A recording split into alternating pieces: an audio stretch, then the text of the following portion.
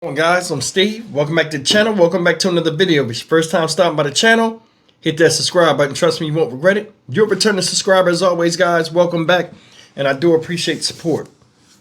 Guys, I'm going to talk to you guys today about a story I seen out of Charlotte, North Carolina. Shout out Charlotte, just got back, you know what I'm saying? And it's about this guy right here, who they're named in this story. Ladies and gentlemen, the man you see up here was an Uber driver. And recently, I think over the weekend, this guy shot a passenger in his car and he got locked up for it. Now, he shot the person so bad, I think he shot him twice, that they had to fight for their life in the hospital. But the backstory behind this, you know, usually I do these stories, the person I'm talking about, usually the person that you know was wrong. But sometimes you got to look at things from a different angle. And you'll understand what I'm saying when you take a look at this. Take a look and we'll come back and talk all about this. News tonight, a rideshare turned nightmare all in a matter of seconds. Tonight, a Charlotte Uber driver behind bars accused of shooting at a passenger. Charlotte-Mecklenburg police say this man, Kyron Simmons, a now former driver for Uber, shot a man moments after picking him and another person up from a home in Northeast Charlotte Saturday night. The pickup and shooting reportedly happened outside of a home on Penninger Circle just off of Mallard Creek Road. You see it mapped out on the left side of your screen here. Simmons told police there was an argument over one of the passengers sitting in the front seat. That led to one of the two allegedly punching Simmons, the driver, in the face. Simmons then reportedly grabbed the pistol out of his glove box and shot the man twice. That person did survive but had to undergo emergency surgery.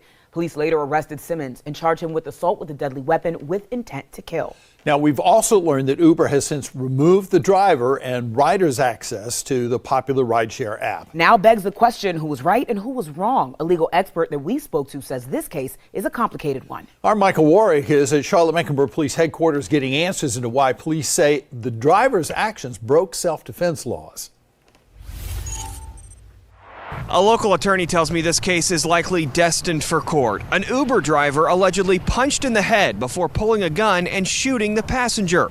Police say that driver went too far. WBTV was there shortly after a Charlotte Uber driver is accused of shooting a passenger during an argument inside his car before getting out and allegedly shooting the man again. The driver, Kyron Simmons, told police the passenger punched him in the head. There's a very tangled web that police and law enforcement have to kind of thread through. At the center of the case is North Carolina's Castle Doctrine, which allows people to use deadly force to defend against intruders in their homes and vehicles. But local defense attorney Jason St. Aubin, who is not involved in this case, says the passenger's intent is important here. Was their alleged aggression just part of an argument?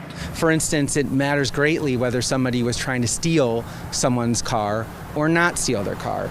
It matters greatly if one person had a knife or a gun or used some sort of threat of deadly force or didn't before the other person does. Uber tells us it's removed Simmons and the passenger's access to the app.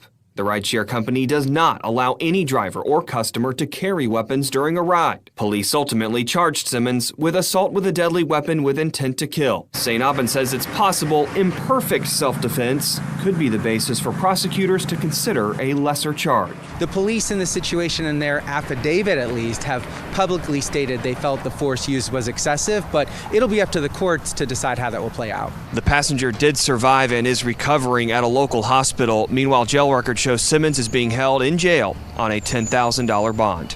Outside CMPD headquarters, Michael Warwick, WBTV on. Okay, you guys seen that. I'm going to be dead honest with you. I don't think he should be in jail. I'm dead serious. Legally, he has a right to protect himself if somebody punched him in the face. Said he was in the car with two people, passenger, somebody in the back. One of them, during the argument they're having, jumps up and goes in this man's mouth while he's driving. Regardless of what was the argument was about, nobody was swinging till somebody said enough is enough and swung. Now, we sit up here and we hear people talk about self-defense laws and shit. The man was punched in the face. He can't defend himself. Said he reached in the glove box while he had a passenger next to him, pulled the gun out, and gave my man the business. Always talking about these laws, but what about the universal law? Number one, you do dirt, you get dirt. And my man almost bit the bullet. Well, he did bite the bullet twice and almost lost his life. This guy shouldn't be arrested, in my opinion. Seriously. Unless that gun wasn't legal or something like that, then I mean, you could do what you want. But man, everybody got a right to defend themselves. Looking at this dude, that's a little man. You don't know what size the person was in the car that decided to try to mollywop this man behind the wheel of his own shit that's doing. He providing a service for these people. And it turns into an argument that leads to physical violence against him. What he did was excessive. Well, what was more excessive than a person punching somebody over a disagreement? See the game? This is what I'm talking about. This is a perfect example of what I'm talking about with the way a lot of laws need to be revisited and fixed. We all have a right to defend ourselves. If somebody comes in your house and fucks you up, or you catch them in the house doing something to your kids and you run back and get their gun and they running out of your house, you should be able to blast them in the back because the damage is done. It's funny, they tell you how you can protect yourself. What you can and can't do when somebody's trying to hurt you. All these people making these decisions and stuff don't put themselves in the hearts and minds of people that are being victimized. The guy was an Uber driver. I'm more than sure he didn't go around and look for somebody to shoot with that gun. That gun was for his protection. And now when he was threatened, his protection was threatened, his well-being, he can't do nothing.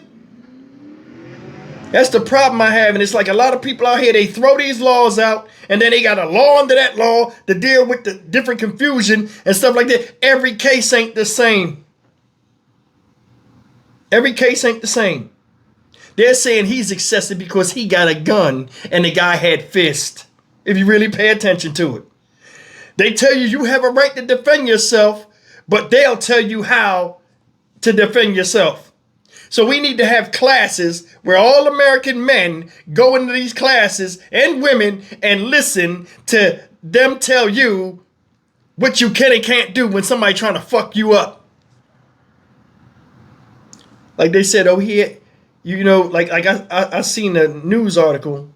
In fact, I did a news article where somebody shot somebody. I can't remember what it was, but they were talking about people need to learn the laws, right? Which I understand, but they say people need to learn laws because if somebody's breaking in your car, you don't have a right to shoot them because the car is not you. You can defend your car up into a certain amount of feet from your house and all this kind of stupid. Who has time to think about that in times of crisis?